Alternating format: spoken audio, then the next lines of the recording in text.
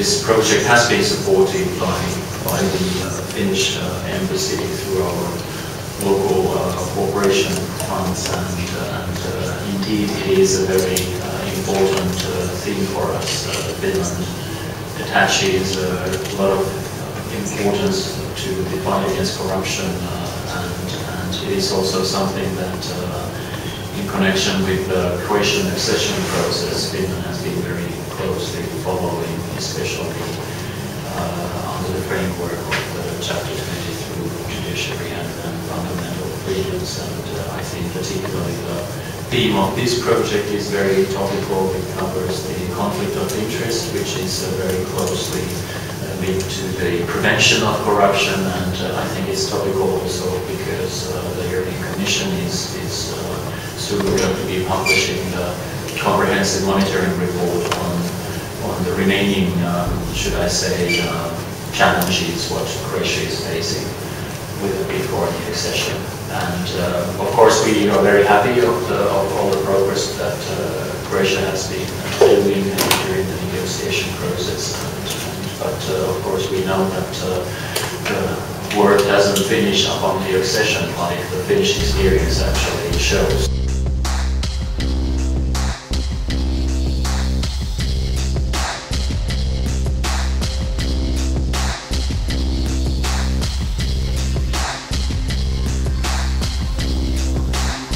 Finland was number 2 together with Denmark after New Zealand, and I think Croatia was number 66 in this comparison. And actually we have been among the top 5. I think we have been usually the number 1 or 2 since 95 when Transparency International started to make these comparisons. There was eventually a drop. I think we were number 4 or 5 a couple of years ago because of some issues relating to party financing. But 50% of Finns perceive that the situation in Finland is getting worse, and 43% that it's the same, and only 7% that the situation has improved. And interestingly enough, and actually this is the reason probably for the outcome, that political parties and business are considered to be the most affected by corruption, whereas education system and the police are considered to be the least corrupt, which is actually a positive sign in a way that it shows a very strong trust on certain national institutions. But like I said, that private sector and political parties don't enjoy the same level of trust.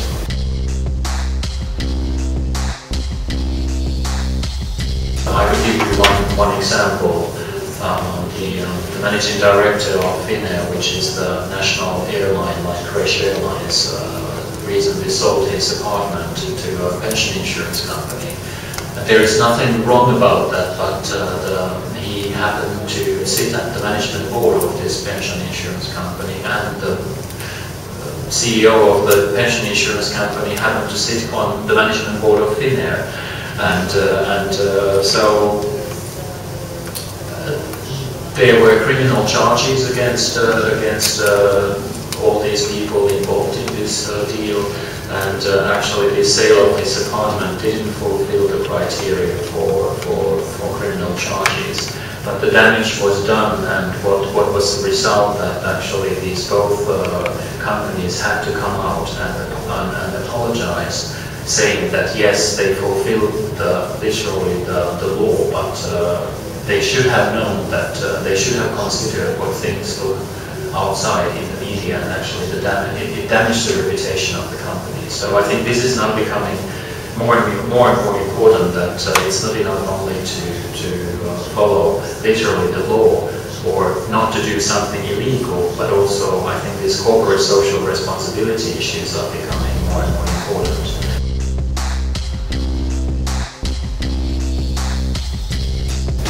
Really, like I said, the fight against corruption is one of the Finnish government priorities, also in the foreign policy, together with promoting democracy, human rights, good governance, and But we don't have actual anti-corruption agency at all in Finland. Anti-corruption activities receive relatively little funding, and the reason probably is that it's not considered as a major problem because we score very high in different comparisons.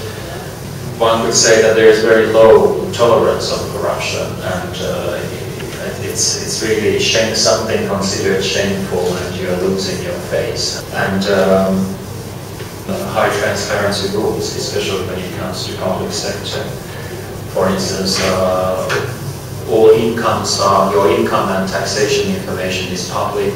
All civil servants have to declare their income, their salaries, and which makes it then easy to compare if you have, let's say, property that doesn't match your salary. And also we have very active media, which is very keen on revealing issues.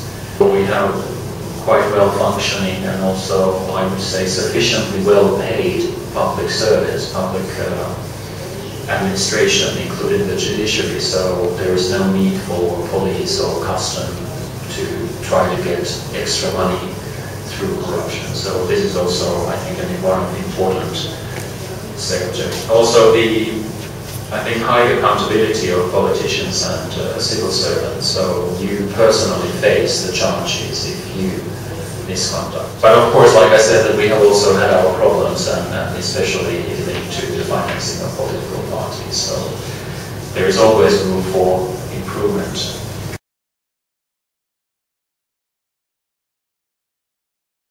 My last slide is about the future challenges, and anti-corruption activities need resources. Like you need to have, like if you are investigating grey economy or economic crime, you need resources in the police.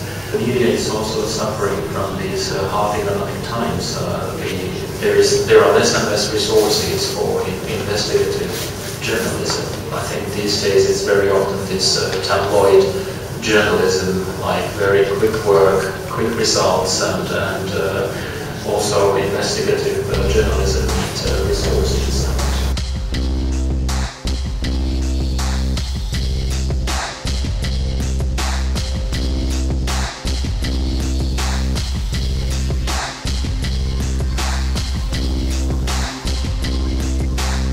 Transparency International Corruption Perception Index for the period 2007-2011 shows clear trend of declining. Average for the EU 27 member states is little above 6, and average index in last 5 years for the Republic of Croatia have come down in 2011 to the 4. In comparison to the rest of the Balkans, shows that Croatia is very close with its indexes with Macedonia, exactly the same, and Serbia, that is little worse, and Bosnia and Herzegovina.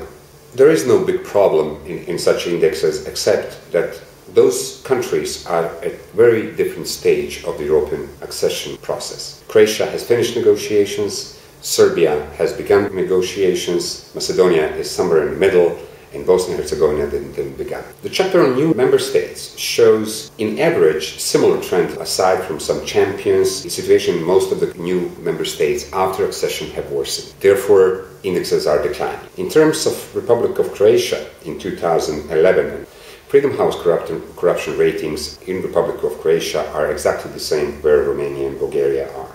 World Bank World Governance Indicators in terms of control of corruption show that in Croatia there is significant improvement of positive trends since 2008. Between 2008 and 2011, index had risen from somewhere around 57 to over 59. This is good news for Croatia, and this shows that establishing so many institutions in the Republic of Croatia and changing the legal framework does have certain impact on the overall fight against corruption. However, the bad news is that the situation still is far worse than where it was in 2004, when Croatia scored 61.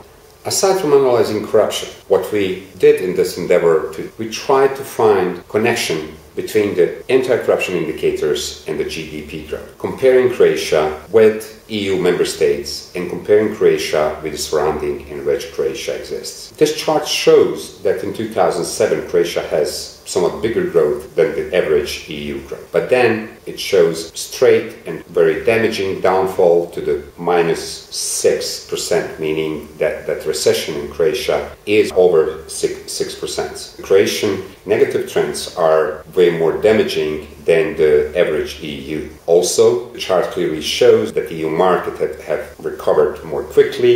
In 2012, the European Union entering another cycle of recession. But on the other hand, the Republic of Croatia did not get out from the recession that they entered in 2009, and it's not clear when Croatia will enter the positive trends. This chart shows that the difference between the EU speed of recovery and EU trends and Croatian trends is almost the same as a difference between the average EU trends and Croatian trends in terms of corruption perception index.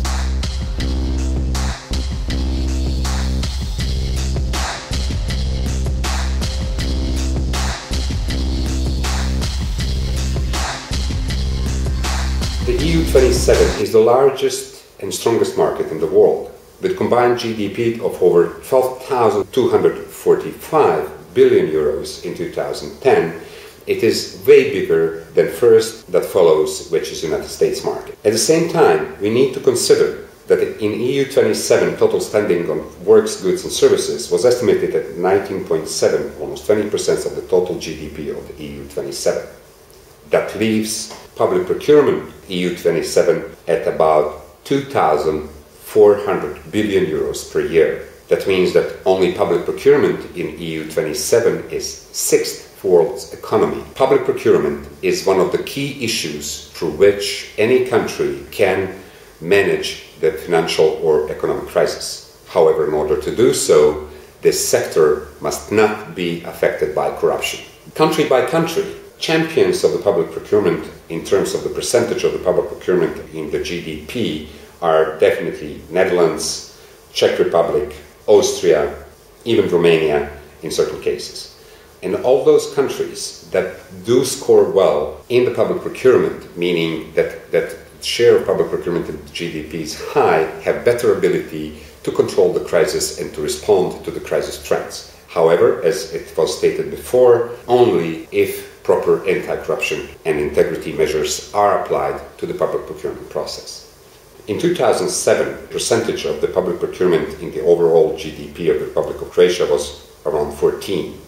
Within this research, we discovered that all countries that have the percentage of the public procurement in their GDP under 15 are less economically stable, and that multiple year crisis and recession have hit those countries. Starting from the 14% in 2007, Croatia went to the 7.5% of their GDP in 2010, taking away more than 3 billion euros. 50% of the overall public procurement was damaging Croatian economy. Croatian trend of GDP falls from above 47 billion to a little bit above 44 billion euros. Therefore, the difference of 3 billion euros, that is downfall in 2009, actually clearly matches the amount of money that was taken away from the public procurement in Croatia. On comparison between the EU and the Republic of Croatia, which is visible on chart 12, we can see that since 2007, Croatia is investing in public procurement less and less, and the average EU27 index showing the increase of the public procurement in the GDP of the EU member states. The last research that Partnership for Social Development did, the BACI research, had discovered that over 56% of the contracts by those ministries could be tied to the potential conflict of interest. This per se, in combination of cutting down the money in public procurement, is the source of the Croatian crisis. It is clear from integrity assessment in municipalities that public procurement system is at 3.16 from 1 to 5. And very same research shows that information management, conflict of interest and human resources management are very low.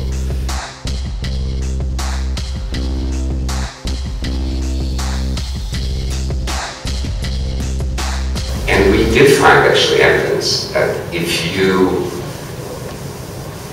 have continuity and if you increase your efforts every year in fight against corruption, then many other things will just simply align and you're going to especially in relation to economic crisis.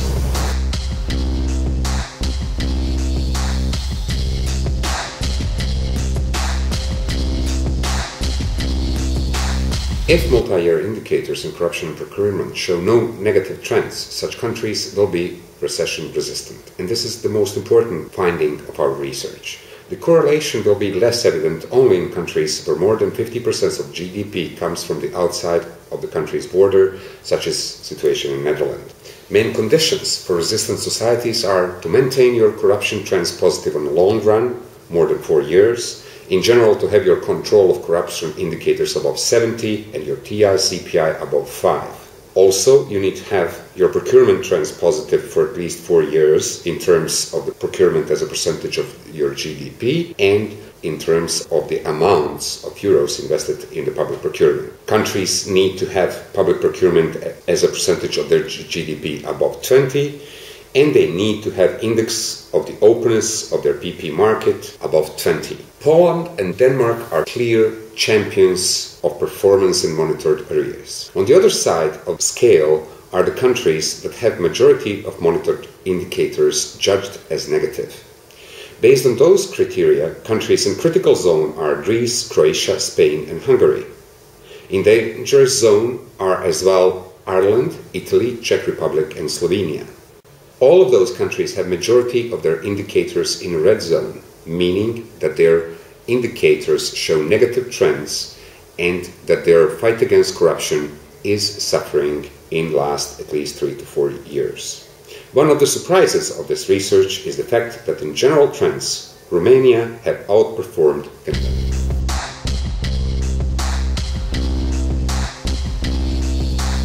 It's not a purpose of being first or last in this research. It is about what indicators in your country are negative and what are positive, meaning giving you some kind of hint where you should pay attention in your country in order to improve. And the tricky thing with the trends is that, like in case of Finland, if 1 year you get a low score in one thing, that affects your 4 years trend.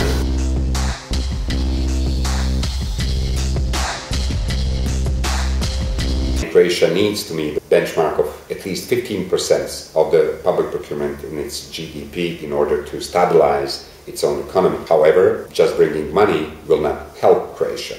We need continuous and irreversible reforms in terms of fight against corruption. Integrity of the public administration and political integrity is clearly one of the key issues in Croatia. There is a necessity to establish a system of internal and external integrity audits for public authorities at all levels. Croatia needs to address this issue as it is obvious that there is a lack of integrity at all levels in public administration as well as political integrity.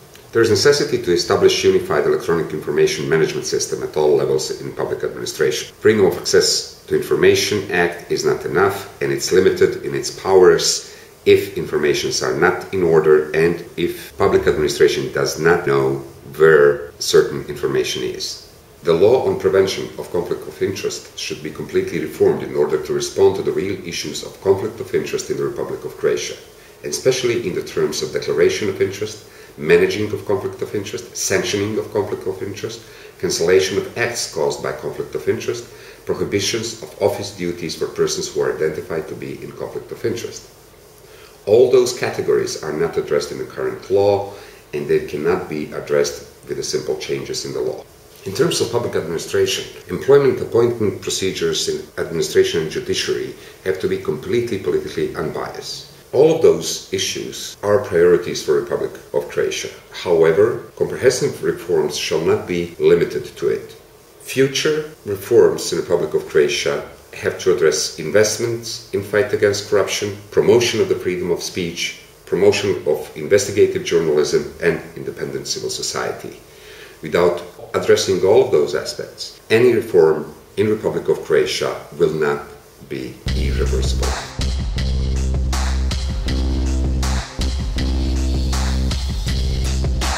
How will you try to pass this message to the current government?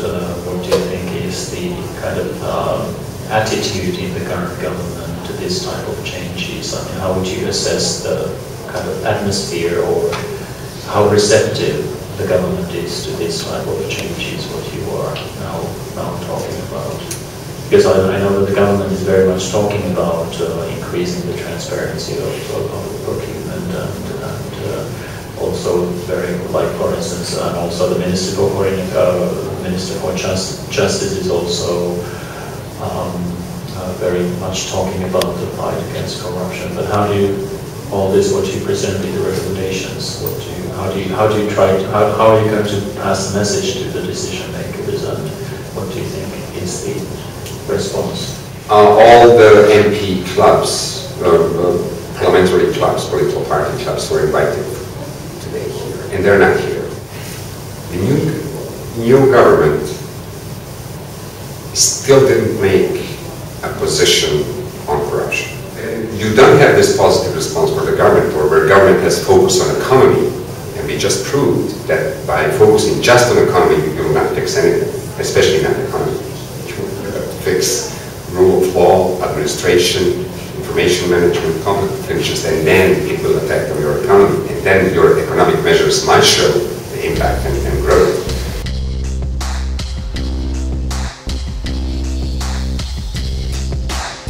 Thank you for this presentation, and this is what has been said today, even if I'm not here to make a judgment on. But this is the kind of thing that we are using for our opinion, to make our opinion as well. So in these terms, it's very useful. Thank you.